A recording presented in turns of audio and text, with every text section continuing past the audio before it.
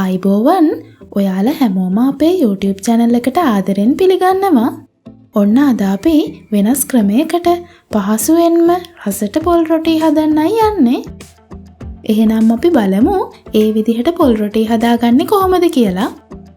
ඒකට මුලින්ම මම මේ වගේ භාජනයක් අරගෙන ඒකට පාන් පිටි ග්‍රෑම් 400ක් දාගන්නවා.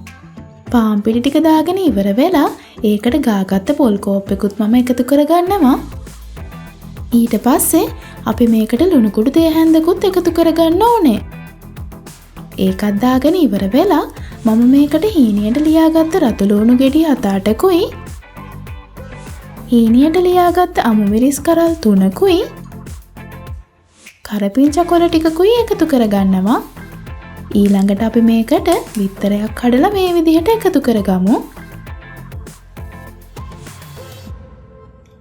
හරි, දැන් මම මේ දාගත්ත ඔක්කොම ටික හොඳට මිශ්‍ර වෙන විදිහට අතින් මේ පිටියක කලවම් කරගන්නවා. මේ මිශ්‍රණය හදාගනින්දී අපි දාගත්ත දේවල් වලට අමතරව ඔයාලට පුළුවන් කැරට් ටිකකුත් ග්‍රේට් කරලා මේකට එකතු කරගන්න. මේ විදිහට හොඳට කලවම් කරගෙන ඉවරුණාට පස්සේ මම මේ මිශ්‍රණයට වතුර ටිකක් මේ වගේ එකතු කරගන්නවා. එකතු කරගෙන ඉවර වෙලා අපි මේ පිටියක හොඳට අනා ගන්න ඕනේ. මේ වෙලාවේදී මතක තියාගන්න ඕන වැදගත්ම දෙයක් තමයි මේ මිශ්‍රණයට වතුර එකතු කරගනිද්දී බොහොම පරිස්සමෙන් ටික ටික එකතු කරගන්න. එතකොට හරියට පදමෙද්දී අතට දැනෙන නිසා මේ ඩෝ එකේ වතුර වැඩි වෙලා පදම වර්ධින්න තියෙන ඉඩකඩ ගොඩක් අඩුයි. හදිස්සියේවත් පදම වර්ධී කියලා හිතෙනවා නම් මුලින්ම මේකට පිටි දාගන්න වෙලාවේදී ග්‍රෑම් 50ක් විතර වෙනම තියලා පස්සේ එකතු කරගන්න. හරි, ඔන්න දැන් අපි මේ පිටි ඩෝ එක අනාගෙන ඉවරයි. මේ වගේ බෝලයක් විදිහට හදාගත්ත පිටි ඩෝ එක දැන් මම සමාන ප්‍රමාණයේ පොඩි පොඩි කොටස් වලට වෙන් කරගන්නවා. ඒ විදිහට මම පොඩි පිටි කොටස් 5කට මේක වෙන් කරගත්තා. ඊට පස්සේ අපි ඒ වෙන් කරගත්ත හැම කොටසක්ම ලස්සනට රවුමට එන විදිහට අතින් මේ වගේ බෝල කරගන්න ඕනේ. එහෙම කරගන්න එකෙන් අපිට මේ රොටි ටික ලස්සනට හදාගන්න පුළුවන් වෙනවා. හරි, ඔන්න දැන් අපි මේ විදිහට ඔක්කොම ටික බෝල කරගෙන ඉවරයි.